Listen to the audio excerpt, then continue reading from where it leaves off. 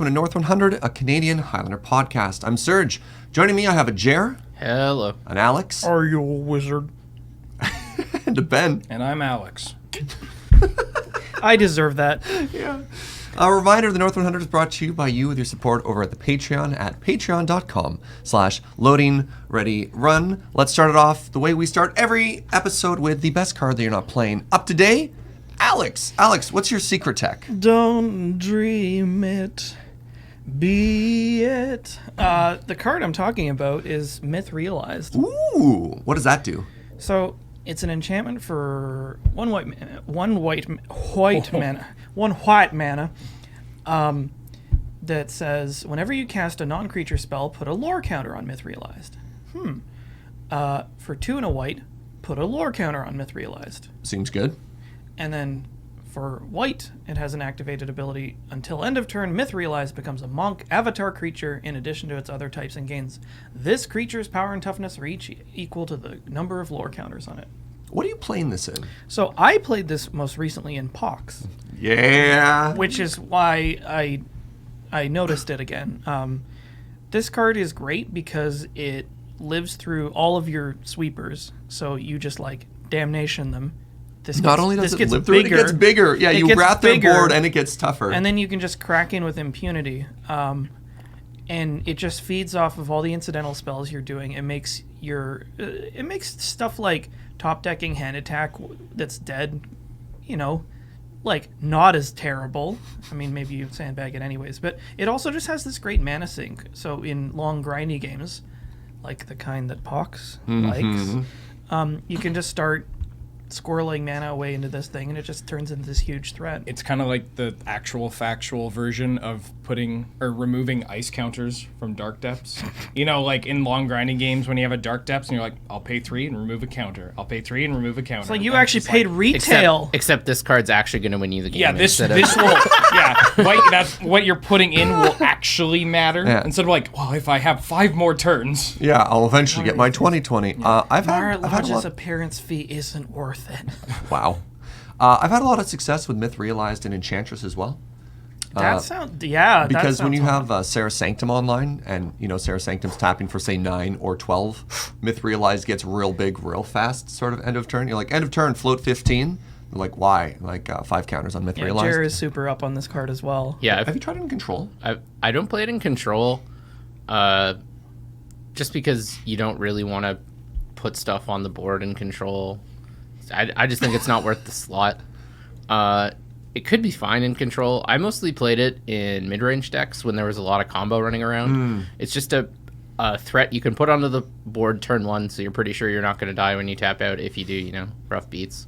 But then the mid-range versus combo matchup, I'm talking blue mid-range, it feels really scary to tap out on later turns, but you have to in order to get a threat in play, otherwise you're just not going to win.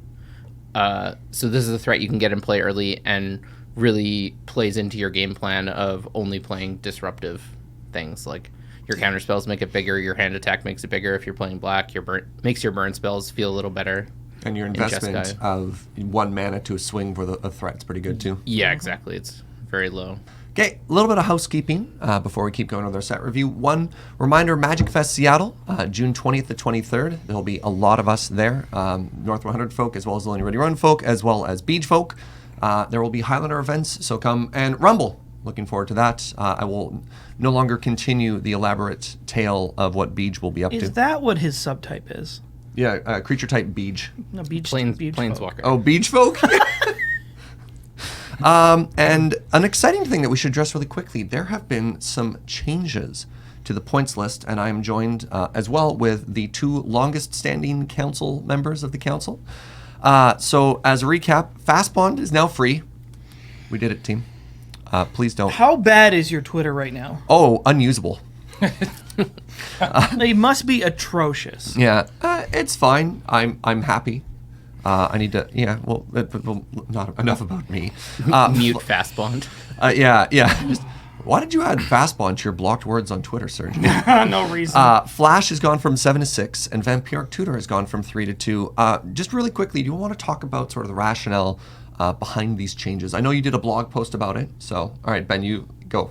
Exhale. I've also spent the past 3 days reiterating this to a lot of people because a lot of these changes can come with a doom-saying mentality because they are cards that often get associated with strategies that don't feel particularly good losing to, Serge. When you fast spawn strip lock someone out of the game, it doesn't feel great.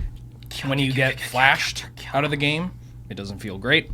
And when somebody vampiric tutors for a combo piece and then tries to kill you, it doesn't feel great. And all this is assuming that you have nothing to combat it. But here's the thing. Over the past couple of years, all the decks in the format have gotten tools to combat this kind of stuff. And just like all these cards come at a pretty steep cost to include, to play. Vamp less so, but that's a different bucket that I'll pass to Jer as someone that's played a lot of Vamp at 3 points as well. Or not a lot, especially recently. Yeah. I have been playing it recently. I was just saying how bad, shaking my head at like, I wish I hadn't, because it felt real bad. But like, Flash is something that at 7 points is at least in my opinion, is a relic of former formats where 3 to 4 years ago, this archetype, a Flash Hulk archetype, was dominant locally. But I feel like as the format has expanded, as how we approach the format, the tools that have been provided, the unpointed cards at the time, like if I said, hey, Flash Hulk was dominant during this time, and also it got to free roll Intuition, Merchant Scroll, Dig Through Time, Spell Seeker at one point, but that's like past that. But you get the picture. And this deck was piloted by the like arguably the 2 best Highlander players in the city. So when you got a good player playing a good deck that is underpointed, they're gonna win. Ta-da! And fast spawn is just also when the community also doesn't, like, especially with these combo decks, lots of people don't understand how to fight them properly. And then, like, to answer Flash Hulk, lots of people started playing blue decks, and Flash Hulk preys on blue decks. Blue decks are not good versus Flash Hulk. Like, it's an instant speed combo deck, so the amount of times I saw people die when they were like, end step Factor Fiction, end step Dig Through Time, end step Vendilion Clique, and then their opponent was just like Flash, and they're like, oops, right. Yeah, I'm dead. Yeah. There's been a lot of discussion as well as some other cards that benefit from the unpointing of these cards, or certain cards that haven't necessarily been addressed by this specific set of changes. And like, all I can really say, and please take this to heart, as somebody that for a long time said that black was the worst color in this format, sleeve up a swamp. Swamps are really good right now. Sleeve up some swamps. You're going to win a lot of matches.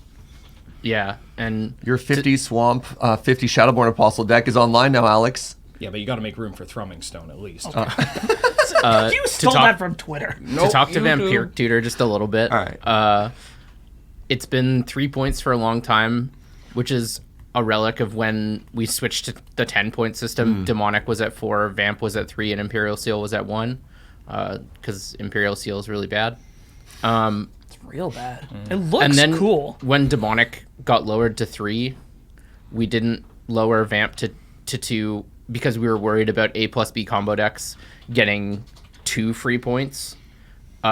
But it turns out the A plus B combo decks are just very easy to disrupt, especially when, like, largely your opponent knows what you're doing. Like, lots of the tutors are face up. You're forced to play transmute cards. You're forced to play, like, Enlightened Tutor, Mystical Tutor, which shows your, like, telegraphs your play. You're forced to play Imperial Seal, which telegraphs your play. Not exactly, but it telegraphs your intentions at the very least.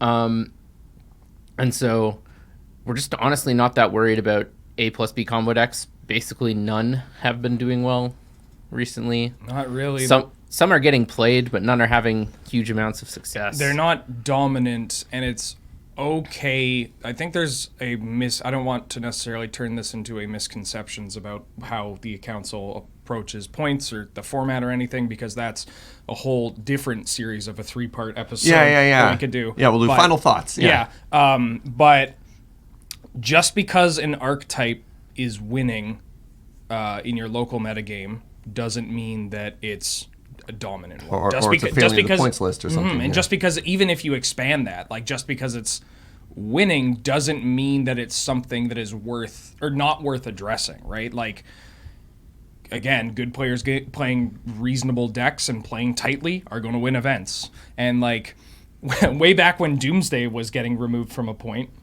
from 1 to 0, the week before somebody won with a Doomsday deck, and there was an uproar about it. And it's just like, that's not how this works. Yeah. So like, it also takes time. I don't want to say Yeah. Look at the All right. bigger picture. So with that, let's segue into our set review. Everybody, welcome to part 2 of X. I'm not going to write a check that I can't cash later. Good hedge. Yeah, last time I was like, welcome to Wooburg, and we're like, we got blue and white done. So anyways, welcome today to Jund, I guess? We covered the best cards. We covered the best colors in Wooburg. at least. Yeah, I was just like, all right, we're going to talk about Agreed. Jund today, and Jared was like, I guess I'll just leave. I'll just go like sit on the couch and look at all the blue cards some more. So reminder about our set reviews. A Highlander review is not exhaustive. We're not going through every card. We mostly want to talk about cards that we think are relevant to the format, and we're going to be addressing them from a Highlander point of view because that's what our podcast is about. All right, and without much further ado, or adieu, that's not how that works. Let's start off with Ezra, Smoke Shaper, 4 mana, 3/3. Creature type Ezra Ninja. I don't know what the lore is behind the Ezra, but that's fine. Battle Bond. Oh, Battle Bond. Battle Bond. Has ninjutsu for 1 and a black, and when it enters the battlefield, target creature you control gains indestructible. Let's start it off with Wheeler. Smoke Shape every day. I So this card is one that I didn't pick up immediately because if you ignore ninjutsu, it's 4 mana 3/3. And it doesn't go in a deck that I give a lot of respect to, but I think No, not Black Mold. If you want to play this, I don't. I have no idea what deck you're Black. talking about. Oh, yeah, mono black aggro. I think this card would be fine in mono black aggro. It provides 3 power at 2 mana that is uncounterable, and this is a deck that really it's just looking to go like Carnophage, other Carnophage, other Carnophage, and then turn 3 you figure out what you're doing with your life. Hopefully casting 3 more Carnophages. Yeah, usually. And like if you attack with this deck is very aggressive. Like over the history of this format and other formats, it's very aggressive. You don't have a lot of reach, so a lot of you just have to make sacrificial attacks. I was gonna say you chump attack more with this deck than any other deck in Magic's history. You're just like, well, my 1 mana 2/2 was a shock to the dome, and I'm okay with it. My own dome. And so being able to like crunch with everything, which doesn't seem super like, oh, they definitely have something, because that's just what this deck does. And being able to return, being able to return one of your unblocked 2-drops or 1-drops, and then giving your blocked creature indestructible seems pretty slick to me. Yeah. There's also combat math a little bit. Yeah, Yes. for sure. It's like we don't have a lot of 2-drop ninjutsu creatures to go off of before this, but like this one is one of the I think it's the only one where the body is larger than the ninjutsu cost over 3 I think so. Yeah. And then like if you have to play this on 4, It's fine. whatever, that's fine. Like So it's the not the DB greatest, ability, but No. it at least provides something later in the game. All right. So you're fine with this one, but not the like insane blue one that clones itself. This has 3 toughness. The blue toughness one, the blue one, it's just like I'm not Notice sure. my cute segue back to blue cards. We're 1 for 1 so far. All right. Oh dear. Yeah, I'm more into this because it has a very defined archetype that it slips in. It does something that archetype looks to do, plays off of something that archetype already does, and doesn't get mucked by a fire ice. All right. Next up, let's move on to Cabal Therapist. 1 mana 1/1, creature type horror, has Menache, and at the beginning of your pre-combat main phase, you may sacrifice a creature. When you do, choose a non-land card name, then target player reveals their hand and discards all cards with that name. Alex. So this family comes into a casting agency. Do the whole joke right now. Wow, that'd be so bad. Well, I mean, my own version, that's treading on dangerous ground. This was a really early spoil, and it's beautiful in every possible way. Where are you playing it? Aristocrats. I could maybe see this sliding into like Black X aggro, because I mean it's a 1/1. Jared disagrees. Really? I don't think Cabal Therapy is very good in Highlander, and I think this card is a lot worse than Cabal Therapy. Are you saying that because you got blind jaced the other day? No, I cut. Cabal Therapy is a garbage card and nobody should play All right, it ever. so me and Pat were working on a bug pod time walk deck for the Tacoma event. Yeah. We both played it. We didn't lose a game in the Swifts, and I made a bunch of changes to Pat's list, and one of the first changes I made was I cut Cabal Therapy, because he was like, no, it's great. You 2-for-1 them. You just have to cast one of your 3 other discard spells before casting Cabal Therapy, so you know what's in their hand. I agree with you in that situation. You're absolutely right. Like, Cabal Therapy, without much support and without a way to benefit off of like its cost, that's so great. But in a deck like Black Aggro that plays like a lot of hand attack spells, it starts getting better because your chances of peeking their hand is greater. And of course in Aristocrats, even if you didn't hit anything, every upkeep being able to, or pre-combat main phase, being able to like sack something, maybe that's just the thing you want to do. I just think there's better ways to do that in Aristocrats. So like lots of Aristocrats decks even aren't playing Viscera Seer anymore, just because it's not a very high power level card. That seems very wrong. I've played a bunch of Aristocrats and I don't hate it.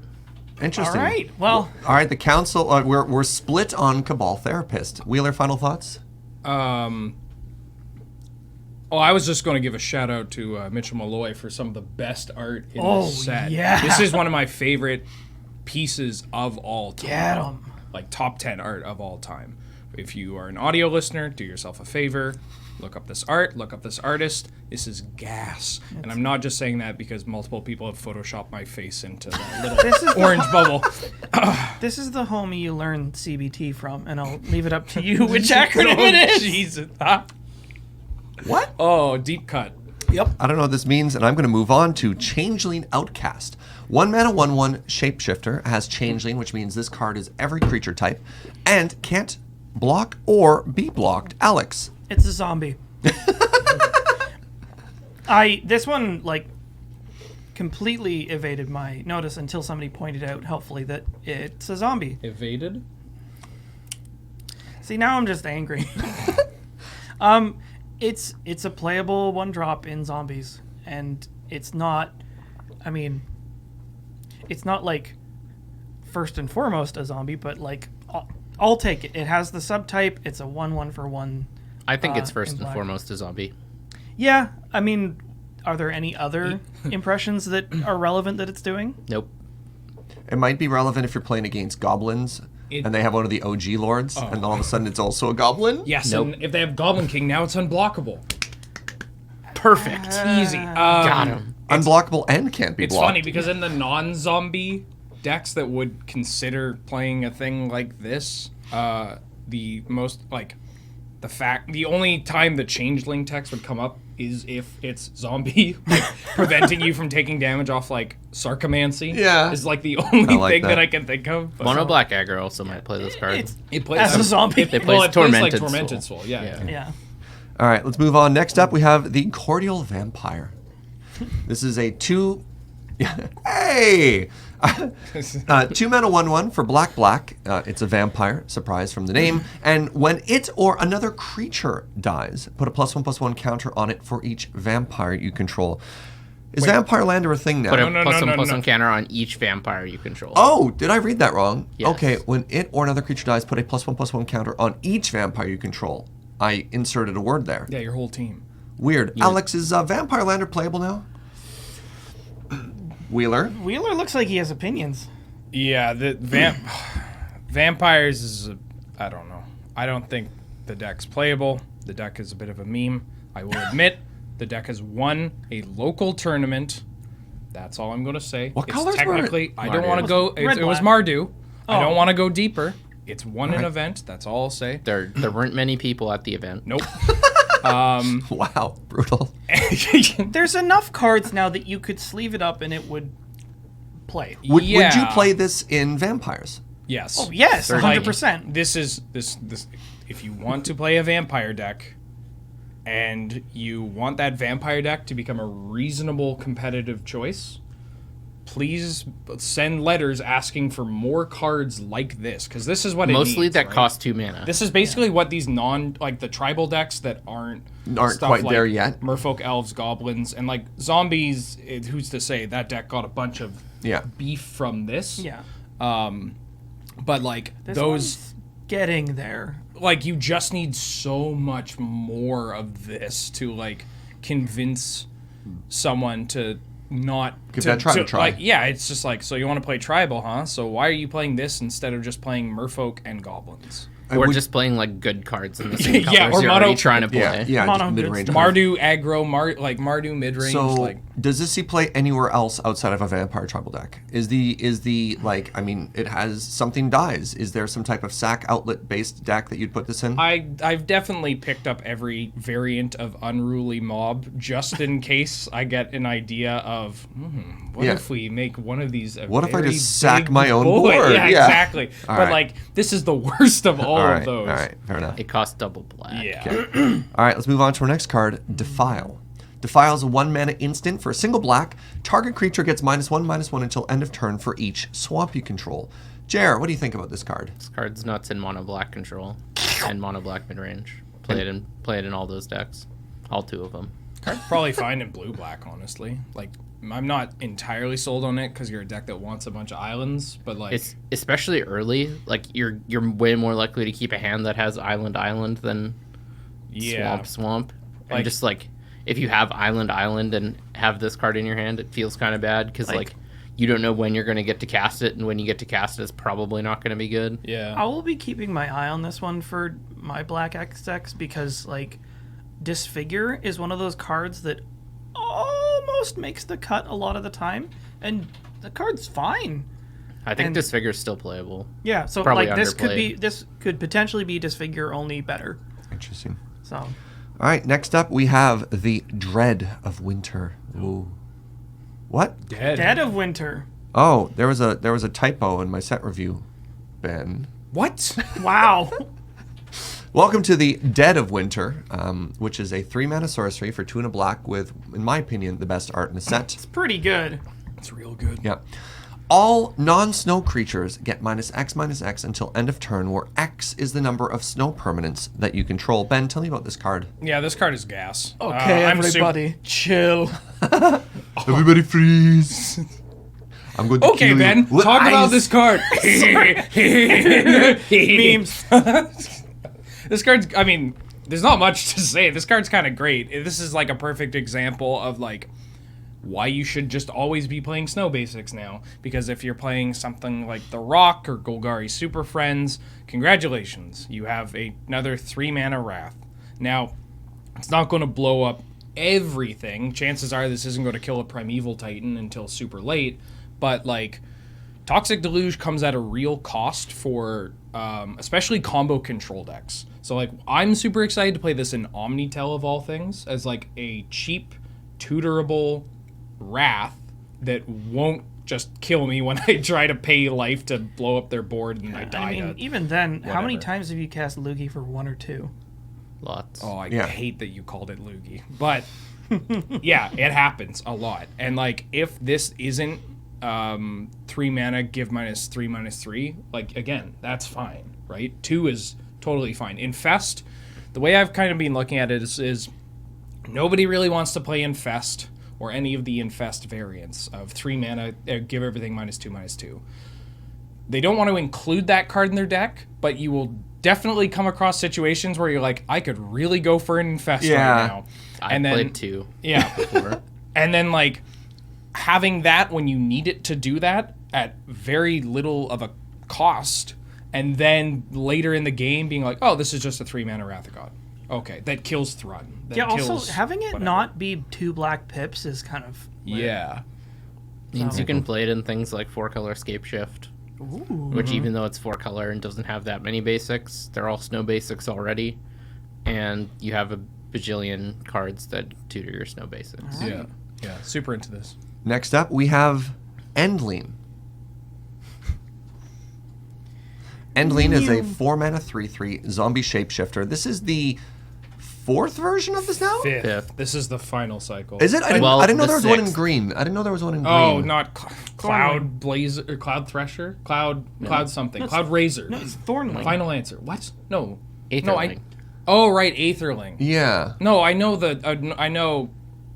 Guys, I know. Brightling, Morphling, Endling, Torchling, Thornling. But then there's also Cloud Razor from Dissension, which was actually technically the second variant of Morphling, although it was white, blue, and not a traditional follow-up to a cycle. Doesn't have Ling in the name, doesn't count. It's got Ling abilities. There we go. Body. Oh, there we All go. right, Beej's taken over now. All right, can you put Endling back up? Because I don't know what it does. Bumbling Pangolin. It's my invitational card. All right, so Endling is a 4-mana 3/3 for 2 black zombie shapeshifter.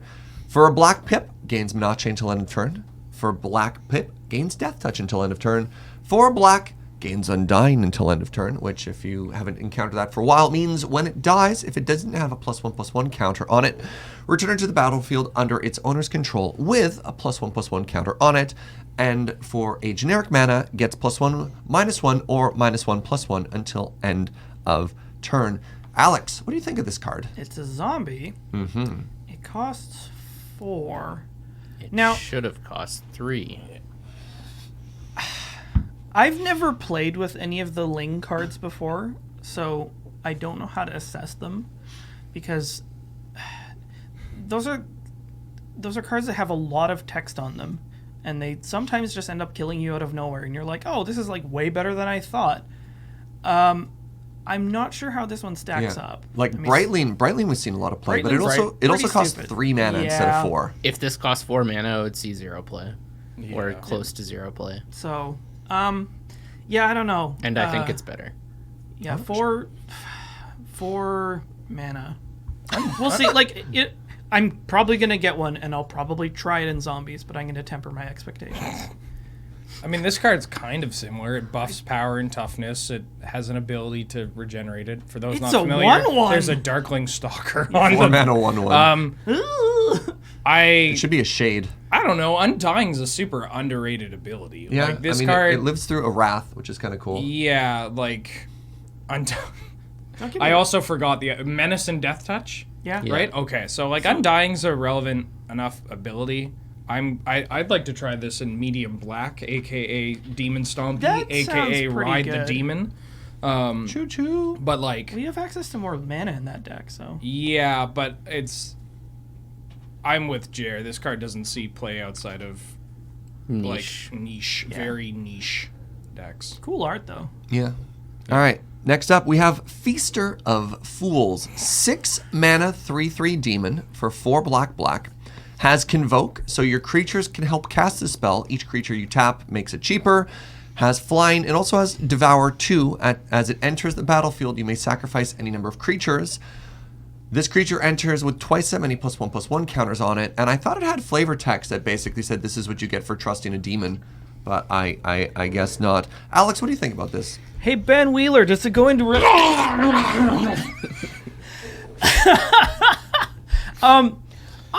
Okay. Let me just say that the flavor on this card is awesome. Yeah. Feaster of Fools. It's like, oh, you helped cast me. Now I'm gonna. Nom, nom, nom, nom, nom, nom. I don't know. Convoke. Convoke is Devour. interesting. The weird thing is, so if you're a black aggressive deck, Yeah. do you want to take a turn off of attacking by tapping all the creatures that are in play and then putting all of your eggs into one basket? I don't think I do, because then you fold to one removal spell. Yeah. Yeah, this like one of the benefits of Aristocrats is that you get to invalidate so many popular cards in the format because it's like, oh, you want to kill my creature, laughs in Falcon Wrath Aristocrat. And then there's just like this thing where you're like, well, I'm going to pump everything into a demon, and oh, that's a Swords to Plowshares. If this had haste, would it be good? Yes. Yes. It'd be pretty push, but Yeah, yeah. that would be like a Predator Dragon-esque fireball con. Yeah, I mean, like, so I think this card is really cool, Yes. and I'm probably not going to play it. All right. Fair enough. I like the Ava symbolism. Anyways. All right, next up, let's talk about Force of Despair. 3 mana instant for 1 black. If it is not your turn, you may exile a black card from your hand rather than pay its mana cost. And destroy all creatures that enter the battlefield this turn. Jer, what do you think of this black counterspell? It's not a counterspell. Mostly because, like, the creatures in Highlander have a lot of value stapled to them. So the chances are if you 1-for-1 with a removal spell, you're often not 1-for-1ing. It's probably pretty good if there's a lot of creature combo in your meta. Like, things like Flash Hulk, maybe. You might be able to get them with this. Things like Kiki combo, Sandy B. This will likely stop those things from killing you. Apart from that, I just think it's weird and a little difficult to evaluate, but I don't think it's that good. I'm probably going to slide this into Black Mold just because that deck really loves having 0 mana kill spells.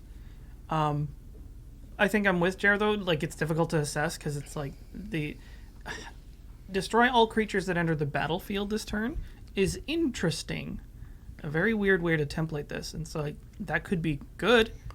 That could be real good. I mean, it doesn't target for a start. So It kills True Name and, like, Thrun if they don't have regen mana up. It's just super awkward to draw late. Yeah, I was going to say, part of the advantage of playing removal spells as opposed to counter spells is that, like, when you draw them, you can still kill the thing that resolved earlier. But this is like a counter spell. That's why I call it like a counter spell. Yeah. The timing window is very narrow. When you draw it, you can't just kill a thing that's killing you. You can kill the next thing that's going to kill you. But it's a weird one. It's hard to place. Next up, we have Mind Rake. It's like Mind Rot. So 3 mana, target player discards 2 cards. Or for 2 mana, for 1 and a black, you can overload it and change that to each. So 2 mana, both players discard 2 cards. Alex, what do you think of this? Seems alright in Pox. Like, mono black aggro. yeah? Oh, yeah. Poop out a Carnophage and then pay 2 to just muck their hand when you've got nothing, or all you've got is like a Bloodghast. Or you like go Carnophage. Each player discards 2 cards. You discard a Carnophage that comes back later. Yeah. Yeah, I mean, so the available 2 mana discard 2 spells are Hymn to Turak, the top of the pile, and then way down the mountain you have Wrench Mind. Gerard's Verdict is Yeah, somewhere Gerard's in the Verdict middle. is sort of floating in the middle in Limbo Land. But yeah, this seems perfectly fine, where you're just like, threat, boof, 2 for 1 you, and I don't care what I discard. Screw you. Like, the card's super backbreaking if somebody mulligans.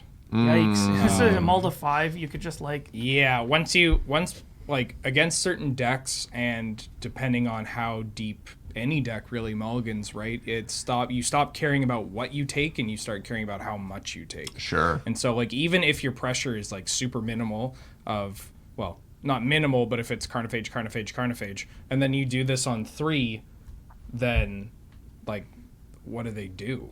They're gone. They got nothing. They're staring. No gas. Yeah. You're dead. You just don't know it yet. All right, let's move on to our next card, the Plague Engineer. This card's really interesting. 3 mana, 2/2 for 2 and a black. Creature type carrier, has Death Touch. As it enters the battlefield, choose a creature type. Creatures of the chosen type your opponent controls gets -1/-1. Jer, what do you think of this card? This card is so good. I've legitimately played Engineered Plague, which is a card this is hearkening back to in Highlander before. And now I don't need to do that anymore, so that's great. You can play a threat. This card's also not symmetrical, which is insane. I don't know how. That's why I said opponents. I don't really know. tried to stress the word I opponents don't there. really understand how that works, but I love it. So during the PPR, I asked that, and Michael from WotC was just basically, it's 2019, we don't do symmetrical anymore. Yeah. Yeah. Flavor fail, but power win, I guess. Oh, it's even got a keyword. Yeah, why? I mean, Yeah, there's and it has- Death touch. And it's just like a reasonable creature. Yeah. 3/3, 3 mana or 3 mana 2/2 with death touch is Yeah. just like, yeah, that's It fine. makes sense for the flavor, but I can't get it out of my head that like they're writing up this card and they're like, all right, it's good to go. I'm really proud of this one. And then they're like, but maybe I could use a bit more. And then someone in the back just like coughs and they're just like, death touch. And then it's like, oh, death touch? Yeah, sure, why not? And then it's like, oh, okay, there we go, we'll ship it out. I love Yeah, it. but this card's so good. What deck does it go into? Mid-range decks, aggressive decks, any deck playing black creatures mostly. I will try this in Sandy B. Yeah, It just like Yeah, that's toolboxing. easy. Is this a meta call, or are you just running it regardless because it'll always have value? Like if you play this and name Elf, it'll invalidate some number of decks. Goblins won the latest tournament. You play this and name Goblins against Goblins, they're not winning the game. You'll play it again. You'll name human. You'll name And just, human like, mock half the field. Or even, Wizard, like they're- soldier. Yeah. Soldier. Just Yeah, there's your so many. Snapcaster just dies. Yeah, like a bunch of blue decks. Like if they're beating you down with a Snapcaster Mage and a Vendilion Clique, you name Wizard, they have Kills no creatures. true name. Kills true name. Yeah. Yeah. Oh my Yeah, goodness. name Rogue. Yeah. All right. Nice I like bitter it. blossom jerk. Enjoy taking one every turn. Why are you hitting yourself? Well, Your Elspeth makes nothing. All right. Next up, we have Putrid Goblin. 2 mana 2/2 zombie gobbo with persist. Alex. I love every part of this card. It's Too stupid to survive, too dumb to die. it's got, Best like, flavor text It's for so set. good. Really good So flavor text. it's nothing fancy, but that doesn't matter. It's a 2/2 with persist that is a zombie and a goblin. So I think you could slide this into either deck. It has a little bit of. I could sleeve this up for aristocrats as well because like I've played Safe hold elite. Safe Hold Yeah, Elite just before, a bunch of 2/2s that come back. and this right? is Yeah. easier to play because like the base color for aristocrats is black. Nice. So yeah, no, this card's great. Okay, next up, Runesack the Lab. 2 mana sorcery for 1 and a black. Look at the top 3 cards of your library. Put one of them into your hand and the rest into your graveyard. Wheeler. Oh yeah. This Black is Dredge? it's a black strategic planning. Bledge. Oh, right. Which I mean, Storm plays strategic planning. Other decks, like other combo-based decks that play planning, will want to play this. Reanimator especially, because it's black. Like, this is one of the few times where saying the blue variant is worse feels fine. Yep. And then also just like somebody brought it up to me about how good this card is in stuff like The Rock and other just like black mid-range decks. Yeah. And it's like, oh yeah, those decks will try to play Harmonize for their like card engine, or they'll like go as deep as like Night's Whisper occasionally. Yeah. like Miri's Guile. like there's so many things. I like Miri's Guile. This card is definitely a it's super innocuous, and it just like seems like, why would we, like, it seems like something people would glance over. But I feel like this card, out of most cards, like if somebody said like, and in the top 5 cards from Modern Horizons across winning lists, and number 7 is Runesack the Lab, it's like, oh yeah, that makes sense. Yep. It's fine. It's great. Good All right. card. Next up, we have Sling Gang Lieutenant. We're in Canada. 4 mana. I just got a thumbs up from Beej offset. I think it was 4 mana 1/1 goblin for 3 and a black. When it enters the battlefield, create 2 red 1/1 red goblin creature tokens and sack a goblin. Target player loses 1 life and you gain 1 life. Wheeler. I've been spending far too much time looking into goblins and building goblins recently, and I'm not entirely sure why it started, but I've been really enjoying my adventure, and hearing that goblins recently won an event as well kind of reinvigorate, like gives me like a, oh yeah, all right, we're on the right track.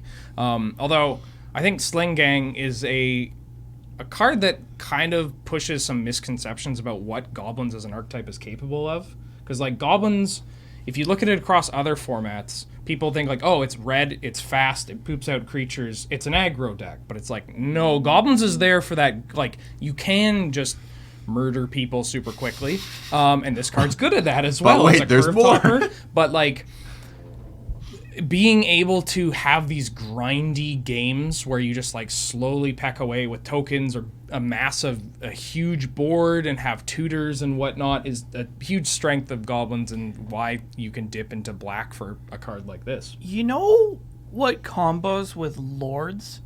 Lots of bodies. Oh yeah, like this, like Goblin Chieftain into this. GG, well played. Like, you are so dead. Oh my god! Yeah, Yeah. it's gross. 3 bodies on 1 creature at 4 mana, with all relevant creature types, and you gain life. It's 3 Like, I and don't- a black. It could have been 2 pips, but it's not. Yeah, this card is real good. Cool. Next up, we have the Smiting Helix. 4 mana sorcery for 3 and a black. Deals 3 damage to any target. You gain 3 life. And flashback for Lightning Helix for red and a white. And Alex, what do you think? Get into the taste buds. Pure vanilla. That's a 10. What a weird card. Yeah. It makes me want to try building Mardu midrange again. Like, Do you ever want to cast it for 4, though? Want to, or will you? Will you? Ben will.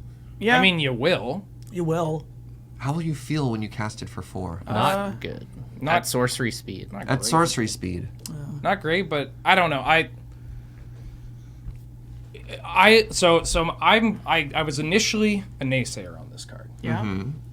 Because the upfront cost of paying 4 to just or Lightning Helix something, I mean, come on, folks. It's That's- 2019. We've already had War Leaders Helix. Give me a little bit more. But like in Mardu midrange, at least the one of the local more dedicated Mardu pilots has basically expressed like it doesn't matter how you kill him as long as you just kind of kill him. And like this card is expensive on the front, but like you'll run into scenarios where you're fine doing it because it'll remove a blocker or it'll kill a planeswalker. And then you just have the upside of if you've cast this on the front, well, you get to cast it on the back next turn, as well as a bunch of ways to put it in your graveyard through like was gonna Liliana, say. Faithless Looting, Rick's Maudie Reveler, Sweaty Chest Pyromancer coming up later. Like, Yeah. Interesting. yeah, I don't know.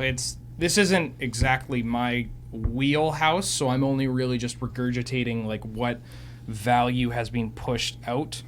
Well, aside from helixing people, I guess that's kind of my brand. All right. But yeah, I don't know. Jer seems to disagree strongly. I don't like this card. It's a lot. More for It's me. so expensive. It's for sure expensive, but I think at least the values and what it can provide and like being able to go to the dome is kind of enough. Like Mardu is already a deck that doesn't struggle. So like one of the downsides other than being expensive is that it doesn't exactly solve any issues Mardu has as a deck. Yeah, like it has no shortage of ways to kill It's in the anything. 3 best removal Right. colors, right? Right. But like one of the ways that deck can struggle is by closing games. Like you can get them down to like 8 or 10 and then you're just like, well, I've ran out of stuff. If to only do. I had a spell that would And you'll just draw deal what- 6 and gain me 6. I mean, that's a lot of mana. But yeah, it's just I think it would be a disservice to entirely discount this card, but if it ends up not doing a thing, or if like it's just like, well, this card was too expensive, it's oh yeah, well, makes sense. Yeah, it's not terrible. I just don't think it's quite good enough. Let's move on. Next up, Undead Augur. 2 mana 2/2 zombie wizard for black. Whenever it or another zombie you control dies, you draw a card and lose a life. Mr. Steacy. Give me a nice candy. It's a zombie wizard that goes in zombies. Does it go on zombie aristocrats? Like it's a playable 2-drop zombie that's good. I love it. Nice. It's purple. Black isn't an issue? In zombies? In zombies. Just checking. Are you trolling me? I'm just checking, You just are. checking. You're doing this on purpose. All right. It'd be an issue if you were playing wizards. Then now we have a different discussion. But it doesn't care about wizards dying, only zombies. Yeah, but it's a wizard. That's the joke. You can Riptide Lab this bad boy. Sure can. All right, and finally, the last black card in the set today, we're going to talk about Yog Moth, the Thran Physician. Dr. Yog. Dr. Yog Moth. 4 mana, 2/4 for 2 black, legendary creature, human cleric. Has protection from humans. Pay 1 life, sacrifice another creature, put a -1/-1 counter on up to 1 target creature, and draw a card. Draw a card even. I'm really struggling with Yog Moth here. And black, Most black. people do. Discard a card. Proliferate. I give up. I give up. You want to Proliferate. give this one another go? No. That's Alex, tell me about Dr. Thran. Did you just? How dare you soil the good name of Dr. Yogmoth? Oh boy, there's so much text on this card, and it's all really cool. Relevant too. It looks really good. Am I missing anything? There's a note in the FAQ for this card that says, despite Yog Moth having protection from humans, Yog Moth doesn't care that the players are humans, and that doesn't count. Because there's the question, my opponent is human. Does Yog Moth have protection from my opponent? This is just that Platinum Angel story all over again. What? Yeah. There's like a joke about it, like a pro tour or something, and it's a younger kid has a Platinum Angel in play, and they go to time, and he's down a game, and he's like, "No, I don't lose. I have a Platinum Angel in play." And then just like more and more judges pile on, and they're like, "Well, technically, he's right." When Angel it just play. escalates, like Yeah. the kid like swipes his opponent's deck Yes, off the yeah. table, and the judge is like, "We're gonna have to DQ you for that." He's like, Wait a "I sec- can't lose. I Hang have a on. platinum I angel." got a Platinum. Sorry, did this actually happen? No. Okay, No. because I wrote a crap shot about that exact thing, and it ends with them summoning Richard Garfield to banish the player into a card, to put as a box topper. Anyway, Yog Moth, back to Yog Moth. Oh my goodness. Yo, this card's gas. yeah. Where Yeah, it's are we insane. playing it? Where are we playing it? Aristocrats. Yes, it goes in Aristocrats. Would you play it in mid-range? It's a free sack. I think I'd play this in a mid-range deck. Like if I'm black, like if I'm a black-white deck or like a black-green deck, just like, look, this will get Caracased. We gotta accept that. We gotta move forward. But these are decks that have Lingering Souls in them, that have Mana Dorks, just like things that you want to cash in, Nissa plant tokens, and Yeah. like, Do we ever care about proliferate though? Serge, I always care about Proliferate. Yeah. But not It in, combos this doesn't with his go in second Proliferate. ability, with his It- first yeah. ability. Yeah. All right. You All just right. like put all tokens. You put some tokens and you're just like pump mana, kill your board, and Okay. Like you saw that, right? I'm just checking. Just Okay. checking. it also doesn't die to Get lightning. 'em. 4 toughness is a lot of toughness. All right, let's move on to our next color, the color red. Let's talk about Force of Rage. Waiting for Beej. I'm All right, burning 3 mana instant for 1 red. If it's not your turn, you may exile a red card. Yada yada yada. Same cycle. But this one, create 2 3/1 red elemental creature tokens with trample and haste. Sacrifice those tokens at the beginning of your next step. Now, interesting. Upkeep. Upkeep. Upkeep. What did I say? Step. Ben, tell me about this card. This is a card that has been getting a very odd community reception, and maybe I'm the dumbass in all of this, but I really think this card is great. Like, too.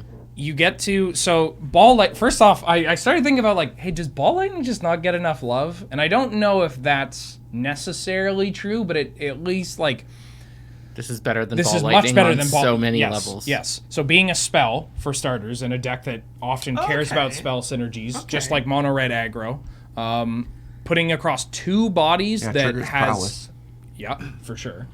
Putting across 2 bodies that in a deck that has Skull Clamp, in a deck that has Sack Outlets, Reckless Abandon, whatever you want to call it, ways to pump your board, and like just demolishing someone when they attack in your shield, like you're tapped out. Like you will, like if Oh, that's this not this trades with Titans. this trades with sure Everything. Yeah, this trades with everything. They'll just like attack, and you're like, well, I don't need my 8th shock, so instead I'm just going to make 2 3/1s and wrath your board, and then untap and kill you. Yeah, The best this card's great. I mean, like, is a good defense. this is a card that makes me really excited to explore what other options red deck wins can have. One of the most committed RDW pilots is loving this card. Super yeah. excited You for it. played it in medium red? No, it's What's a the little power too... level? Well, actually, hold Yeah, on. Because I was going to say you're singing its praises. You do want some more repeated damage in medium red as opposed to just One time? Yeah, one-time effects, just because you don't have as much burn to. I've considered playing, considered and have played, and also other pilots, Pyrokinesis, which can I offer... keep wanting to play a that similar, card. well, let's get you an Ancient Tomb and an Agila and kill some people.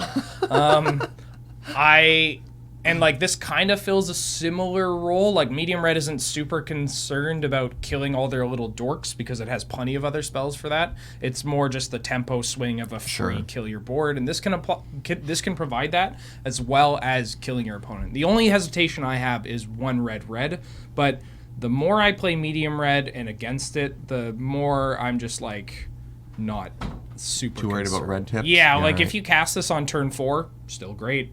Yeah. Okay, let's move on to our next card, the Goblin Engineer. 2 mana, 1/2 for 1 and a red. It is a Goblin Artificer. When it enters the battlefield, you may search your library for an artifact card, put it into your graveyard, and then shuffle your library. For a red, tap and sack an artifact. Return target artifact with CMC 3 or less from the graveyard to the battlefield. Ben, what do you think about this card? This card's exciting. I don't know what I'm going to do with it, but I'm sure as hell going to do something. Well, like, there's a bunch of, well, maybe not a bunch, but some number of graveyard artifact graveyard. Got there's trash a for treasure. Graveyard Trash for artifact. treasure. There's like a long-running, even like legacy and cube archetype of Goblin Welder and Duretti, which What? is about your red and your artifacts are going into your graveyard and coming into play. Like that's It's something. It's an archetype that's also maybe not as much recently RIP because of Kess for other singleton formats in the world. They have a mono red workshop kind of welder build available. It's something that I think that gets blurred in the transition over to our format, where people think of big red and then they have like, I don't know, a bunch of wonky spells or whatever it may be. But like having a dedicated mud strategy where you want to welder stuff out, and like just playing this in like eggs variants. This doesn't slide into a traditional eggs deck, but I think this card can provide a lot of gas. It also relevantly will find a Sword of the Meek and just like pop it in the graveyard. I love this art so much. Yeah. Anything that tells a story, I'm like head over heels for. It's like, Do you think you're ever? I have a permit. Do you think you're ever playing this as a fair card? There's enough going on, right? I've been asked a bunch, and I said I didn't think so, but some people Well, were like, what's fair? This we're is- like, isn't this Stoneforge Mystic? Can't you just go get a GTA? And I'm like, well, then you need another artifact. in to sack. play. But- Yeah. This is admitted, and like this is why I started it off with I don't know what I'm doing with it, but I'm probably going to be doing something because it's difficult. It's an artifact in tomb, right? But then the second ability doesn't necessarily have to tie to the first one. I know there are people that are like, oh cool, I get to dump an Inkwell in my graveyard and then reanimate it. It's great in slaver decks too. 'Cause, Yeah, like, absolutely. You're just like trying to academy slaver people, then If- like you don't care if slavers in your hand or your graveyard. Yeah, You're getting it's academy very runes eventually, cool. anyways. Yeah. Would I play this in Workshop Weenie? If we're trying to think of it, no. If we're thinking of it in a fair thing, though, right? You know, it has the ability to turn your artifact lands or tokens back into threats that come back, potentially. So, but that's the thing. If we're trying to evaluate it, and as soon as I talk about it in a fair sense, everyone starts groaning, and that, I mean, maybe that is indicative of where we think its power level is, and how the role it would play in the format. I can't think of any artifacts. Oh no, I can. I mean, Oh, I wait, guess this brings this. You can can't? tutor up Scrappy Scrounger. I was gonna say Scrappy Scrounger is kind of that's neat kinda here. cute. I didn't even read the 3 or less. No, that's a big part. You It's can't 3 or return the less. slaver. Yeah. You can I'm out. dump. You can dump a thing in the graveyard, But you can't bring it back but with you this can't one. bring it back with this. Like I said, I think it works well with cards like Goblin Welder and Dreddy, and maybe in that archetype already where you want, you're playing Faithless Looting, you're putting these artifacts into the graveyard, and you have a synergy built into that. But I don't see it playing much outside of that. I really want a German foil of this one. Yeah. This is Yeah, this yes, is you one do. I'm gonna Yes, at you the do. GP. I'm gonna work my ass off to try and get one of these. All right, let's move on to our next card, the Goblin. Oh God. Oriflame. Thank you. Oriflame, or like Oriflame. Oh, there you 2 go. mana enchantment for 1 and a red. Attacking creatures you control get +1/+0. Alex, what do you think? Nah. Anyone else? I think this card What? could see play. It's What? a 2 mana Really? red Honor of the Pure, basically. Because you don't you care about the really? toughness in your red creatures? Yeah, no, not at all. Blocking is for people that want to lose the game. Yeah. This See, because I looked at this and I was like, it's not a creature that's pumping other creatures. Can also play it in tokens. yeah, there's for sure a cost that comes with it. Okay. It's like one of the best anthems for token decks. Do you? Yeah, it doesn't discriminate on which like type of thing that it's buffing to. Okay. And it's only you control. It's not symmetrical. It's also a shout out to Orcish Oriflame from Alpha. Yeah, which had sickest the shit. wrong Yeah, CMC the printed absolute on it. even sickest references shout-out. Sarpadian Empires Volume 4? Okay. So, Oh, wait. quick little MTG lore bomb here for the game What the itself. shit? So, for those that are watching the video version of this or just familiar with the card, there's a card called Orcish Oriflame, most recently printed in Eternal Masters. That's 3 and a red that says attacking creatures you control get +1/+0. It's an enchantment, exact same card except for the name and the mana cost. But in the alpha printing of this card, there was a misprint that had it its mana cost at 1 and a red. So the very first time this card was printed, What? it had a 1 and a red mana cost and was just like, oh, that's a misprint. So they fixed it in beta and future versions. But Incredible. it's just a super cute, like we've come this far that now the misprinted version of it is like The printable. Amazing. Yeah. Yeah, it's sick. Can I just say, this is such a teachable moment. This is when you say something is strictly better. This is the same card, half as much mana. All right. Okay, but No, In we're my not going to orc cut off deck- that. No. I'm ending this conversation. We're going to move on. Next Orcish up, Oriflame doesn't get spell sneered. I'm so angry. Nice. Okay, You don't have the okay. mana to deed this. Orcish Hellraiser. Orcish Hellraiser. 2 mana, 3/2 Orc Warrior for 1 and a red. Has Echo for a single red, and when it dies, it deals 2 damage to target player or planeswalker. Jer. Because this says Echo only for a single red, I think it's playable and pretty good. What deck? Aggressive red decks, Serge. And nowhere And else? Warrior Tribal. Nice. I'm going to play it in some variants of Aristocrats. Because, like... Just let it die? No, well, okay, so I have a top secret brew that I'm working on that plays all the 1 mana black get your dude back spells.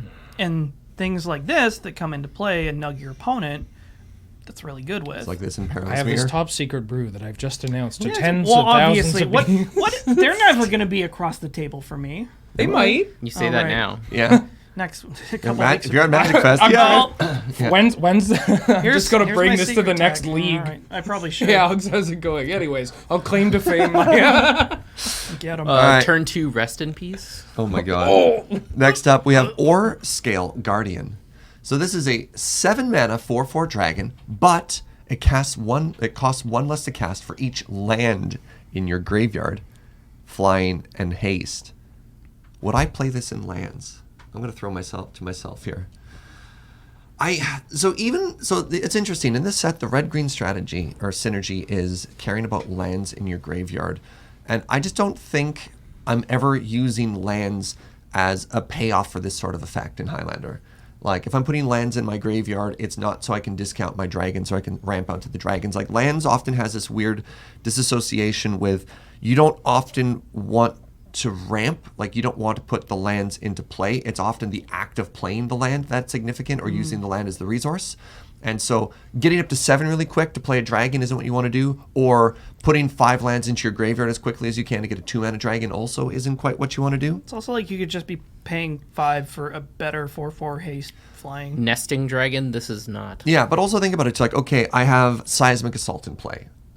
I can literally pitch lands into my graveyard for value the whole time. I'm not going to be like, oh, look, I didn't draw a land. I drew a dragon instead. Like, that's not where I want to be. All right, let's move on to a spicy goblin lord, the unpronounceable Mons. Not even going to try. Pashulik. Sure.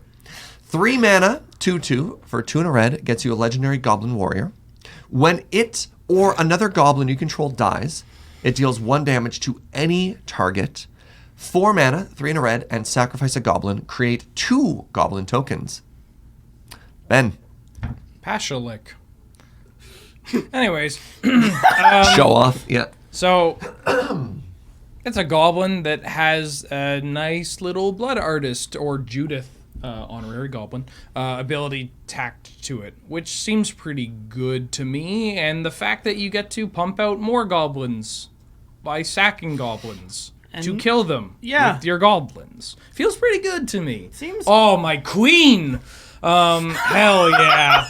Anyways, sorry about that outburst. Pashulik's pretty good. It does get Caracased, but again, like, Goblins is one of those decks where you approach stuff like that happening the way a goblin would. So if you play a Pashulik and they Caracas it, the goblin player's just like, idiot, Rishidan porting themselves, knee smash. And like again, if you draw this early on, this provides a quick way to close out the game if you have a sack outlet, especially if you have, I don't know, a goblin bombardment. Because that's 2 per game. Yikes. There. Yeah. Oh, you get to target them. And then if you draw this late game, this is like what Ib Halfheart wishes it were. Oh, yeah. Wow. It's Poor Ib. You're just like, you start off with all this requires is 1 goblin. It with Ib. Yeah, or it with Ib. Ooh. What? Now we're cooking. Oh, whoa! Your mountains have now become death. You died. Prepare You to died die. to death. All right, let's move on. Obviously, very strong card. Let's move to another spicy card. Seasoned Pyromancer, or otherwise known as the Chest. 3 mana, 2/2 for 1 red gets you a human shaman. When it enters the battlefield, discard 2 cards, then draw 2 cards. For each non-land card discarded this way, create a 1/1 red elemental creature token, and for 5 mana, 3 red, and exile it from your graveyard, create 2 1/1 red elemental creature tokens. Jer. This card, at first I didn't think this card was good, and then I read it, and then I thought it was good. So there is some nuance to this card. First off, if you play it and you have no cards in hand, you draw 2. Yeah. It has a relevant graveyard ability that if it gets hand attacked, you're still going to get value out of it later. Often it's going to be 4 power for 3 mana, which is very good. Spread across 3 bodies, which may or may not be good, depending. It lets you change lands for new cards. It lets you change cards in your hand that you may not want or may get value from your graveyard for creatures and new cards. This card's great value. I'm not positive it goes in red deck wins. I know some pilots are excited for it. I think it's going to be better in mid-range decks and things like medium red, although it can't be ancient tombed, but you know, you'll live. You'll cast it on turn 2 instead of turn 1. Such is life. All right, next up we have Shenanigans. Shirt's getting buttoned up. Yeah, 2 mana sorcery for 1 red, destroy target artifact, and it has Dredge. I almost brought one of the classic wrestling signs is I call Shenanigans. I almost brought one, but I didn't. Ben, how opposed are you to this card? So this is another card that I don't know, like, how are people not just like immediately slamming this in Spellseeker control decks or whatever? Like, if you are against an artifact deck, how often do you think to yourself, or like if you pose the question like, all right, let's just say for the rest of the game, you drew literal shatter. Every single time, and not even every turn. Like, you can build that on if for every time you would draw a card, instead you draw shatter. How into that against an artifact deck are you? I would say pretty into it. And as an artifact player, I would say that sucks for me. I'm kind of terrified of this card, but there is a real cost including it. Like, a lot of the new artifact destruction spells you'll see have stuff attached to it. So you have, like, Knight of Autumn, Singer Vines. Even a braid. A braid, yeah. Kolaghan's Command. Yeah, exactly. So, like, I understand the hesitation that comes with this. There is a real cost. But when more and more, like, red-blue decks or red-X decks are just playing Faithless Looting, playing cards like Seasoned Pyromancer, Jace, Latnam's Legacy, Brainstorm, ways of getting rid of these cards, but also ways of tutoring these cards, because if the game just turns into the discussion of, well, I've established a bit of a board, time to just shenanigans my way to victory. Yeah, this card, I think it's quite good. I think you have to pick the places to play it. Yeah, Metacall. Yeah, for sure. And, like, if you can't tutor for it, I don't know how into it I am. Yeah, so before the tournament, you ask Ben if you can borrow Are you his on Tolarian wings? Academy. Yeah. If he says subtle. no, Oh, you you put know you're shenanigans right, in your oh, deck. my Well, God. I mean, I'm fine with this if I'm on eggs. Eggs laughs in the face Yeah, of that's people. true. Like, I'll kick your eggs. I'll crack your eggs. I'll crack my own eggs. I'll crack my dad's eggs. Like, you crack. Okay, anyways, you like that. That's not where it's an issue, at least. But, like, against, like, a Paradox deck or traditional Academy decks, or, like, if you're just really trying to. If you're against an overzealous Time Vault opponent that plays out a key or whatever, and you're just like, oh, I'm going to try and blow this up every turn. If you're playing against Serge, you can Hit my Crucible once? you can have it in your graveyard, look at Hovermere across the board, choose to just draw for your turn. Yeah. You get to blow up everything that isn't Hovermere every turn if you want.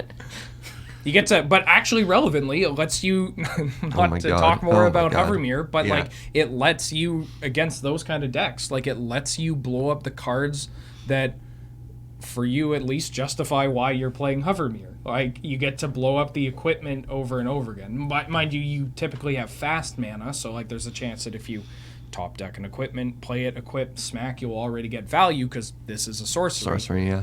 I don't even know if we talked about what this... I don't think we even described the card, did we? I did. I read the whole thing. Yep. Okay. Yeah, there's not a lot of text. No. I think in Rage, I kind of flew by. You went into... You blanked out for a second. It's fine. You're back. Mm-hmm. All right. Well, we've talked about a disenchant for a long time. Oh, did you just correct me? Yep. Yeah, because you were wrong. It doesn't hit enchantments. All right. I stand. Red hitting enchantments? I stand corrected. Pardon me. All right. Let's move on to Tectonic Reformation. 2-mana enchantment for 1 in red. Each land card in your hand has cycling for red, and the enchantment cycles. Jer, Tour de France? Oh, hell yeah. Yeah, right. I don't actually think it's going to be as good in Tour de France as some other decks that will end up playing it. I'd actually play it in, like, big red if anyone chooses to still play that deck over medium red. You could potentially play it in some big mana decks. Other big mana decks. Like, I could maybe see playing it in red-green ramp. But yeah, most of your lands already cycle in Tour de France. So it's a little redundant, honestly, and it doesn't work as well with Fluctuator. You really need new perspectives in play, so... Would you play this in lands? Yeah, probably. Especially if you're just red-green, for example. Maybe red-green. I would often play Trade Routes over this. Trade Routes is just easier to do stuff in. Has cycling. I don't know. When you look at a card like this, you're like, what engine is this fueling? Other than, your deck has too many lands and you're just trying to cycle your way out of it and stuff like that. And I don't know if the red-green deck has as many payoffs for putting lands into your graveyard. Shunned Gitrog monster. I was going to say, unless you're playing something like Gitrog and you have the fuel for that, which is often... I typically play Gitrog in a bug shell as opposed to a red-based one.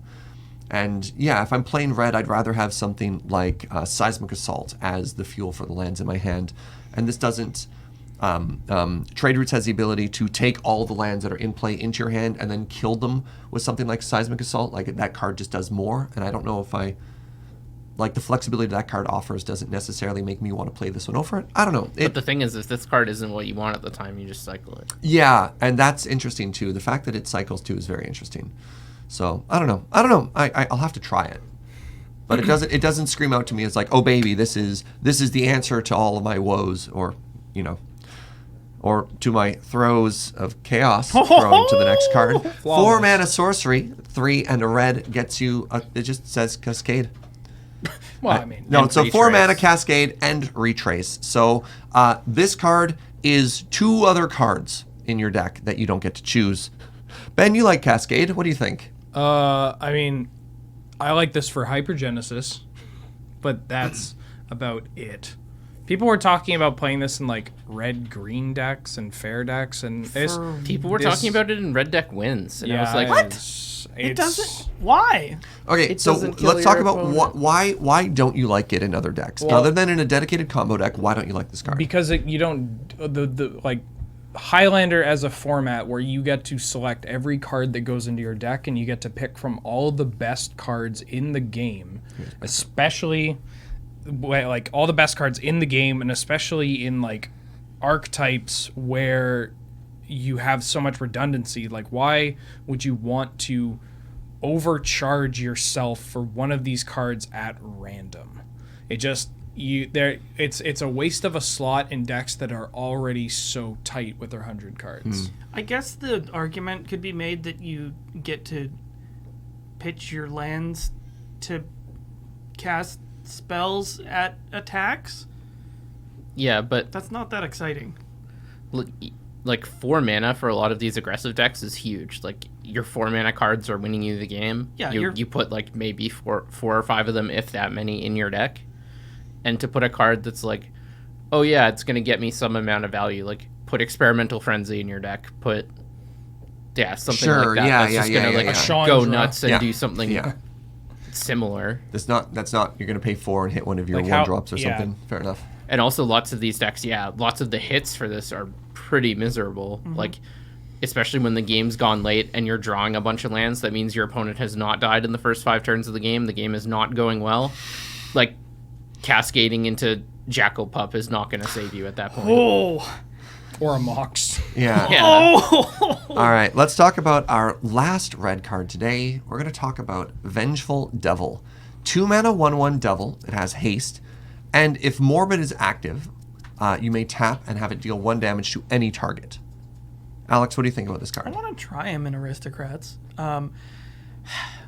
Pingers don't see a lot of play in our format. Like, it's basically just Lavamancer and Lavamancer. well, and Walking Ballista, but that's not really a pinger. Yeah.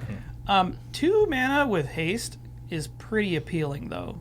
Like, there was it Cunning Spark Mage? Yeah. Was 2 and a red for a 0/1 with haste, and you could ping anything. Yes. And that used to see a little bit of play, Mhm. and it very quickly fell out of flavor. I mean, I love this card, but so it's kind of the same thing, but Not always being active, it's really awkward too. it's going to be active a lot, and even if it isn't, you crack in with your Grafted War Gear or something. It's a repeatable effect. You're kind of getting an extra free damage you can aim anywhere every time you can kill something. It triggers off of your opponent's creatures during their turn. Just having 1 damage on tap for a pretty low mana investment seems all right.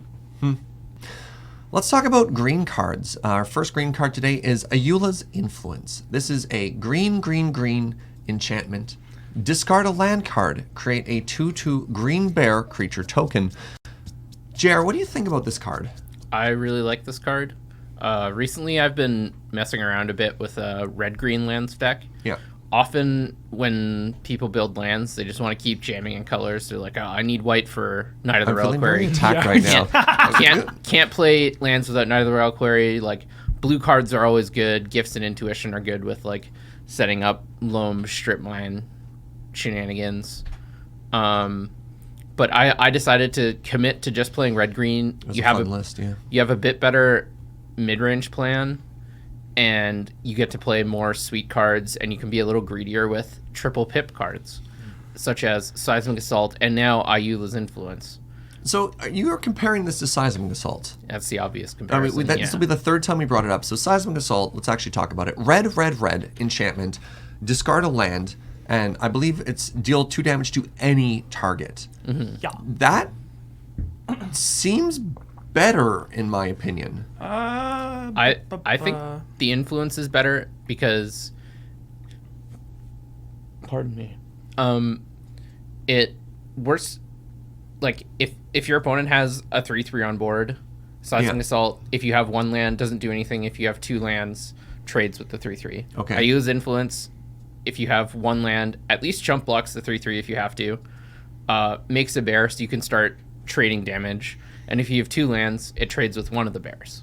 And all you need is the Queen Bear and Swans of Bryn Argul, and then you just make a bear token and then have it fight your swans, and then you draw a card. Nope, not even death will allow 2 you cards, to escape. even. You draw 2 cards? This card's more busted than I thought.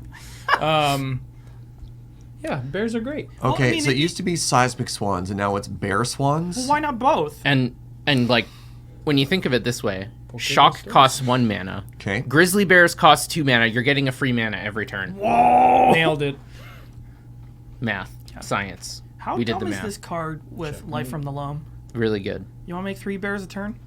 Yeah. 3 bears. How? Okay, who can beat 3 bears a turn for no mana? With Seismic Assault, it's often tricky to know whether you're supposed to be killing their things or going upstairs. Yeah. And it's like, you often just kill their things, and then you're like, oh, I could have won sooner if I had just been going upstairs. With the bears, you have 1 mode. Make bears. Bears up. You're going to win the game no matter what. Bears You can't make upstairs, the baby. wrong choice. All right, so on the North 100 ruling on this is pick the Influence because it makes for cleaner lines of play. All right, noted. I also just, in all more serious note, I'd prefer to have the card that impacts the board Interesting. more. And in that case, you're still saying Influence. Yeah, it impacts the board more. All right. Bear. So I think let's... Oh my god, that's very That's good. what you say every time you cast Life from the Loam. Oh, bear. So let's talk about, I think, one of the greatest cards ever printed in the history of Magic. No, not yet. Give me more time. Oh, I'm sorry, it's time, Wheeler. Let's talk about the Collector. Oof. That's a sound that you... My queen! 2 mana, 2/2, creature type, oof. Activated abilities of artifacts can't be activated. Ben is leaving the room. Ben, tell me about this card. So on the morning that this card was previewed, I want to take you on a bit of a journey Please. before to summarize my pain, because this is genuinely the first time that I have had a gut reaction to a card. I've had decks banned from various formats, whatever, you know. I've had this grief related to cards before, but this time it felt like someone punched me in the gut, because I saw Yog Moth and I was excited, and then I saw all these talismans and I was really excited, and then there was another card that was Urza. like, was it Urza on the same day too? Maybe it was Urza then talismans. Either way, it was Urza. I was like, oh my god, this is perfect. This is the best. And then I saw Collector Oof. What's this? So the thing about Collector Oof, and why I'm so tilted, and why it feels as though 6 years of working on eggs has been thrown into the garbage, is because this is the easiest to find null rod effect in the game, for Highlander rather, that, and is also the most real of the cards. Stony Silence is an enchantment that does nothing. Null Rod is an artifact that Does nothing. The flavor text on It's a classic. And the oof is a 2-mana 2/2 that attacks and kills you and restricts what you can do and can be found off Green Sun Zenith. And also does nothing. Also does nothing. Oh god, it says it on the. I need to put on my glasses to read this You'll through my notice stripe. that it reads Collector Ooh Woof. Wow, I didn't think I could get more upset about this, but here we are. No, but genuinely, this card causes a lot of grief. Artifact decks have to adapt. Thankfully, certain Academy decks, like more traditional Academy decks, and to a lesser extent even Paradox Engine decks, play cards like Mystic Confluence, Repeal, Chain of Vapor, that style of thing for their own utility through like combo killing or just, Repeal, you can rebuy a Mox and draw a card and get a whole bunch of shenanigans. Mystic Confluence. Eggs has Pyrite Spellbomb. Oh, can't use that. Aether Spellbomb. Can't use that. Life Spark Spellbomb. You sure can't use that. Uh, Walking Ballista, can't use that. Oh, right. Yeah, that's a good one. So, traditional eggs, and I Is there any way to give Auriok Salvagers Flash? Because then you could block. It's a 2/4. I can kill my Salvagers and then Sunrise my Salvagers. I might have to do that. But I mean this sincerely. When eggs, like the eggs deck that I've been piloting for 6 years, has to come, like you can't do that anymore. Alex because is playing you a tiny little violin this here. will come up. This card will come up, and no matter what metagame. It hoses you. Advice to green players: Are they jamming it? Is it like this is a hate bear, and you need to evaluate it like any other hate bear? I don't think it's as free as you may suggest. Like green-white doesn't really want to play it because you're playing a bunch of equipment and moxes. Yeah. So like you don't really want to play it in a deck with fast mana and equipment. If you just have fast mana or equipment, I think it's pretty reasonable. It's not the biggest free roll because of Moxins, Smuggler's Copter, GT, cards that really catapult green-white to, and decks like that really kind of be like, oh, okay, things are serious, I'm going to die. Like the cards that allow decks like that to really jump off, this will hose those. You'll self-hose yourself with this. Self-hose yourself.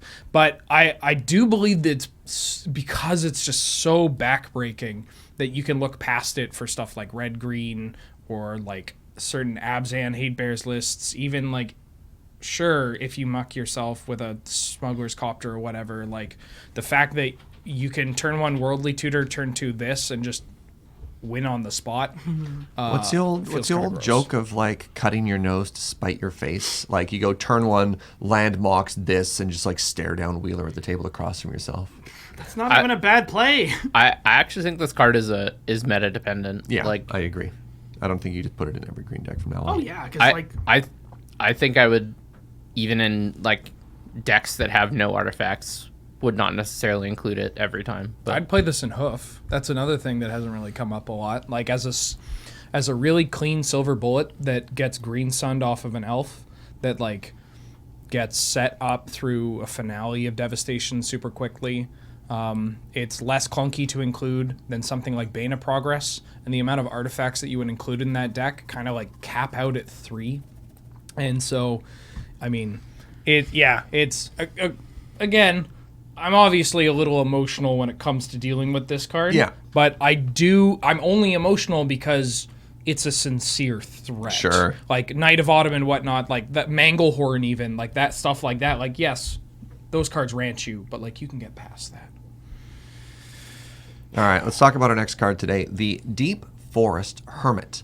5 mana 1/1 Elf Druid. It has Vanishing 3, another returning old mechanic. And when it enters the battlefield, create 4 1/1 green squirrel tokens. Squirrels you control get +1/+1. Jared, what do you think about this card? this is the best version of this card they've ever printed. It's better than Thelanite Hermit, better than the one whose name I can't remember. Deranged Hermit. Oh, Yeah, okay. that's the one. Well, because Deranged Hermit was the original, right? Mm-hmm. Yeah, Deranged Hermit has Echo, Thelanite Hermit has Morph, and this has Vanishing, so there's no additional mana cost associated with this one, which is huge. Yeah. That's pretty beef. This card is insane in Hoof, insane in like mid-range decks even that want to go wide. Anything Notably, playing Cradle, right? yeah, it's good in anything that's playing Cradle. Also, nuts with opposition and just getting another deranged hermit to utilize opposition is huge. Well, I've there's also a- wanted to start including Tradewind Rider in those decks, like partially for nostalgia, partially because I don't want my opponents to have anything. But Can you talk about that card really quick? Tradewind Rider's 3 and a blue for a 1/4 flyer. It has an activated ability, tap and tap 2 untapped creatures you control, return target permanent to its owner's hand. And opposition is 2 colorless and 2 blue for an enchantment, tap an untapped creature you control, tap target artifact, creature, or land. So here's a question about Deep Forest Hermit. If you're playing Deranged Hermit in a list, are you playing 2 copies now? Is this just an upgrade and you're removing the old version? What do you think for those? You're good almost decks? always playing both, I think. It's One possi- version's good. It's possible in Hoof you only want one of those things as a tutor target, but if you're playing like Opposition or Tradewind Rider or like even probably Food Chain, I've messed around with more mid-rangey versions of Food Chain before. You probably want both. Cool. Okay, let's move on to our next card, Hex Drinker. 1 mana, 2/1 for a single green, but it has level up for a generic. From levels 3 to 4, it becomes a 4/4 with protection from instants, and level 8 plus protection from everything. It's a 6/6. Alex, what do you think of this card? Sorry, I stopped reading after it was a 2/1 for a green. That's what I thought. It's just like, oh, Black who cares? Mold? Oh, it's really amazing besides that. Like, I would play this if it had no other text on the card. What if it does. just had level up 1? I would play it anyway. One You know what? green, It's just level like, up I don't one. care. I'm just going to put mana. Leveling up for a generic mana instead of green? Also Ooh. relevant. Yeah. Oh, boy. It's notable. You can only level up as a sorcery, so it's not like Oh, who cares? It's just worth mentioning. You know, it's not a mana sink at end of turn or something like that. You kind of have to make that decision ahead of time. This Black card's- Mold, anywhere else? Every green aggressive deck, red, Yeah. green aggro, Yeah, red, green, aggro. Cool. Green aggro. All right. medium green. People still play Jungle Lion. Yeah. Not anymore. Sorry, Jungle Lion. No, they They'll probably still will. They'll still play Jungle Lion. So next up, we have Llanowar Tribe. For green, this is literally 3 Llanowar elves stapled In together. every possible way. So green gets you a 3/3 elf druid that taps for green. Wheeler, This card is busted. This card is so good. Like where? Hoof, elves, probably other green Druids. based druids. Are there The any opposition-ish decks, like the blue-green opposition decks. Like Yep. this, you go from 1 to 3 to 7. That's huge. That's all these hoof like there was a period of time where hoof decks would play cards like Findhorn Elder and Greenweaver Druid. So those are effectively 3 mana 1/1s that tap for 2 mana. What's And the they're an elf. Nantuko version? A Nantuko, it's not Broodmaster. No. It taps for 1 and a green. Yeah, it taps for 1 and a green, and it's a 1/2. Either way, you would play those cards because for decks like Hoof and for other, like even the opposition decks right now, your plan is to get to X amount of mana by turn 3 and do that as consistently as possible. Turn 3 or turn 4. And the Tribe lets you do that. The Tribe also just kills Planeswalkers. Like, this is a 3/3.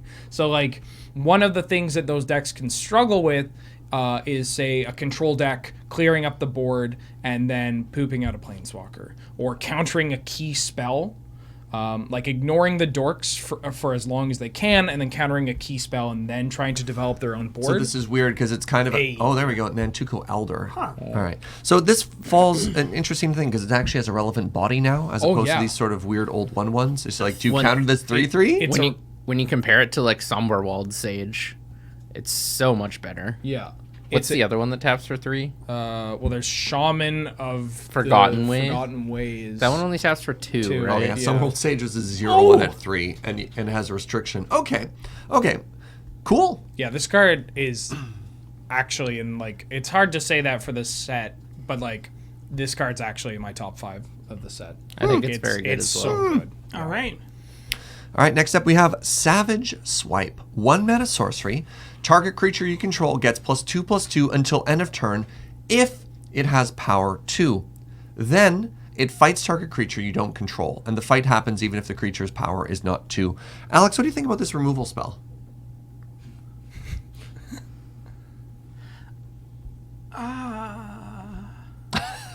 It's a sorcery? Yeah.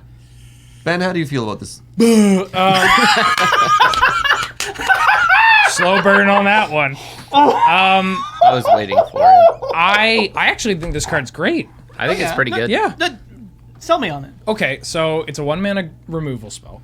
No, it's a prey upon, but then how many creatures in your deck will have 2 power? So like there are plenty of decks where you're not going to play prey upon. Some would argue prey upon is completely unplayable in our format.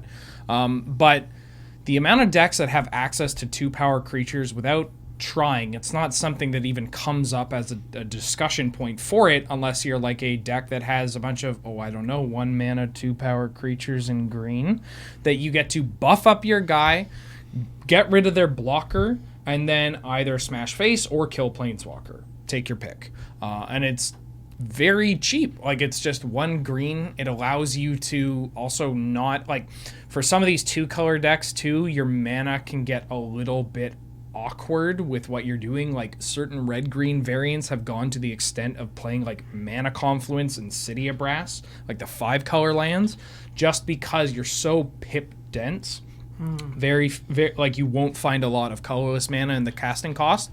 And so having something where green being your secondary color, it's not going to be the color that you use to play a removal, right? It's the color that you use to play dorks or pump or whatever it may be.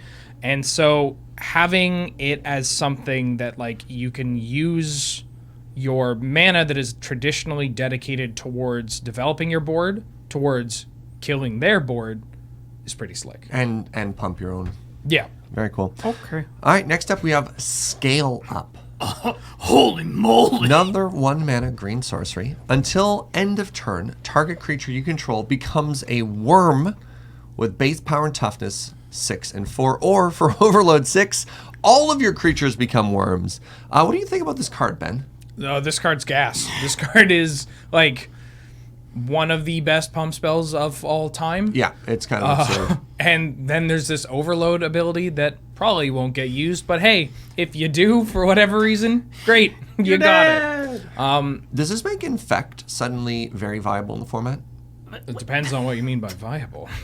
I'm sorry. You had to say very viable. It's like oh boy. In fact, already sees play occasionally. And Yeah, it's not great. it doesn't make it. The thing that makes Infect better is more Infect creatures. Yes. In fact, decks like Infect don't struggle with Pump spells. yeah. They struggle with the fact that once you get through all the 2-drops, then it gets gross. Okay. If you thought tribal decks had the quality of their cards drop off precipitously, Let me tell you about Phyrexian Digester. So where are you playing Scale Up? I'm super into Scale Up for the Blitz decks that have access to green. I could rationalize playing this. I mean, I would play this in, like, Double strike green decks. aggressive decks as well, double strike decks. Yeah. Honestly, I wouldn't be surprised if someone tries this out in, like, a green mid-range deck and it turns out to be fine. Like, I could see playing this in Hoof, yeah, I it's... just want to see. or maybe in like the super go wide creature opposition decks. Yeah, I'm more into the like green white or like green X decks that have Cradle that can, like, if they need to, you can use this to, like, give that little bit of boost to, again, try to challenge a planeswalker or push through enough damage that your opponent has to develop their own board or do, like, it changes the math.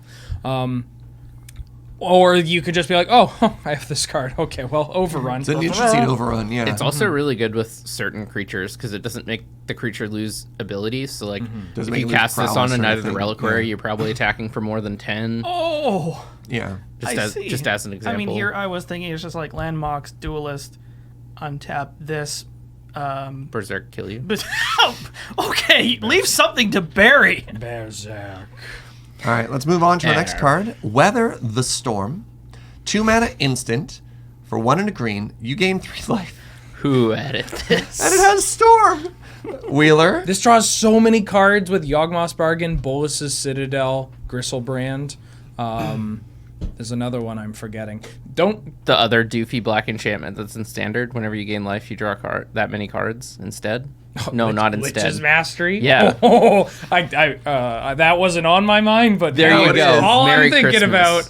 about. So you're thinking of this as a part of a toolkit in already existing decks there that you're paying He's a lot just of life trying get to it not back or think what? about it getting cast in response to one of his tendrils. So I've been playing a lot of 9-land Goblin Charbelcher online. Yep. And for the record, I don't believe that the League was the best representation of that deck. Changes have been made. The deck is, I say with the utmost sincerity, that deck is consistent enough to be put into at least a tier 2 category in my mind. Belcher? Yeah. Nine Absolutely. Belcher. And one of the reasons why is because I maxed out on basically every way to draw cards in exchange for life. And you'll get to a point where all you need is to just gain some more life. And while this doesn't do too much by itself, it can be a bit of a protective tool. It's not the greatest one, but like if you are one of those decks, you're like, well, I'm getting attacked for lethal here, but I'm getting attacked for lethal because my opponent played a Goblin Guide and bolted me and did this. Sure. And then you cast it and you go up to like, you gain 12 life or 9 life or whatever it may be. So yeah, this isn't like, oh my God, Storm is busted, we're getting this card. I wanted to include it like because years ago. this is a very niche card, but I do believe it has applications in a budding archetype or unexplored archetypes. Like there's not a lot of people paying life off Yog Bargain, and that card's kind of busted. All right, let's talk about the last card in our Wooburg section here. We're going to talk about Winding Way. 2 mana sorcery for 1 and a green. Choose land or creature. I've read those backwards, but whatever. Reveal the top 4 cards of your library. Put all cards of the chosen type revealed this way into your hand and the rest into your graveyard. Alex, take us home. Here is another teachable moment, because this is strictly better than mulch. Because you get the option to choose a different type. There's a... Did I play it on League, the Graveyard Shenanigans deck? No. There was... Okay, so there's some You played sort of... Fair Hermit Druid. Okay, but there's a sort of mulchy... There's a mulchy style deck that I've been trying to make work for a while. And cards like this and the black one that we talked about earlier... Ransack. Yeah, Ransack the Lab. Winning. Perfect. We want more of those cards because I kind of start with stuff like Grizzly Salvage. Yeah, Grizzly Salvage is great. These cards are great because they like fill your bin up. They give you selection in cards that don't normally get a lot of selection. And this one is going to potentially give you card advantage. And fill your bin. So in the right decks, cards like this can become either this weird like dark ritual for like a Lotus Bloom, I guess is more of an appropriate example. Sure. Where just like next turn you'll get to then play a 1 mana fish like Gurmag Angler or Hooting Mandrills, or it ends up being like an Anthem in that like I have all these card types in my graveyard now. My Goyf is huge. My Goyf's huge. My Yeah. Grim Flayer's online, Yeah. whatever it may be. Yeah. This card's very good. Card's quite good. love it. Well, all right, friends, that is it for part 2 of our set review. We've now covered Wooburg. So as usual, if there are cards that you think we've missed, please let us know down in the comments below. And we will be taking on part 3 of our set review sometime next week, so look forward to that. Now, let's move on to our closing segment, Powerful Magic. Oh, yeah, there we go. And up today is me. So in honor of our dear child, Fastbond, going down to 0 being free, I would like to tell a story of lands. And this story is centered around 2 cards and a person we talk about in the community, a certain Mr. Wooly. So I have a Gitrog monster in play, Lands All-Star. This is a 5-mana 6/6 for 3, a black and a green, and has a very interesting line of text that says, whenever 1 or more land cards are put into your graveyard from anywhere, draw a card. Now, I like to play greedy decks in the opposite way that our good friend here, Mr. Wheeler, does. Ben is always trying to see how many lands you can cut from a deck. I'm always trying to see how many lands you can add to a deck, because there's a beautiful little card called Treasure Hunt that cares about a certain density of lands in your deck. So 2 mana sorcery, 1 and a blue. And I'm going to wait for Beach to pull it up so I can actually get the I'm going to language wait here. for my brain to stop rattling around my head. Reveal cards from the top of your library until you reveal a non-land card. Then put all cards revealed this way into your hand. So I have Gitrog in play. I cast a Treasure Hunt. And out of some hilarious series of events, I now have something like 9 or 10 cards in hand, most of which are lands. And now, normally you'd say, well, that's not good. And you're like, well, dear viewer, I disagree. So I go to end step. And now on your end step, there's a little part called cleanup, which is the very end of your turn, which is if you have more than 7 cards in your hand, you have to discard. Its own step, even. End steppy. Unsteppy. Please, no So unsteppy. what I do, part of the end step here, is I discard some number of lands. Now, an interesting thing is cleanup doesn't mean the turn is just over. It still checks if triggered abilities happen. So Gitrog says, well, hey, hold on there, friend. You discarded a land. You should draw a card. With a severed limb flapping in his open maw. Yeah, Thalia just look with severed. Thalia, It's not- Thalia's arm. Thalia. It's Thalia. Yeah, so I discard some lands. Gitrog, well, you discarded a land. You should draw a card. I'm like, oh, okay. So now I have 8 cards in hand. Well, let me discard a land again. And then Gitrog says, why don't you draw a card again? And so I'm about 4 or 5 deep onto this, and finally my opponent's like, is this how this is supposed to work? I need to call a judge here. This is ridiculous. So I'm filtering all of these lands. I basically have a situation where every time I discard, provided I discard at least 1 land, I can filter this whole 8 or 9 card hand, which is almost all lands, into 7 cards of gas. Land goes in, guts come out. Yeah. Land goes in, guts come out. Yeah. And just sculpting this hand as my opponent watches in horror. I mean, mind you, it's on my end step and stuff like that. I mean, I thought it was very cool. Just a very fun little interaction of turning You all the played land. Treasure Hunt. Yeah. And turned it into a draw 7. Yeah. Get out. One-sided. One-sided draw 7. It's sort of a shorter, powerful Magic story. But, we've just been talking for an hour and a half, so I thought I'd go with a shorter one there. So anyways, friends, thank you very much for watching, for tuning in. Definitely appreciate it. Hope you've enjoyed the longer format for the set reviews here, and we'll be continuing this for Modern Horizons, which, holy moly, we have some feelings about. So look forward to gold, artifacts, and lands in the next episode. A reminder that North 100 is brought to you by you with your support over at the Patreon at patreon.com/LoadingReadyRun. Reminder again for Magic Fest at the end of the month. We'll see you then. You're wonderful, and see you next time. Bye.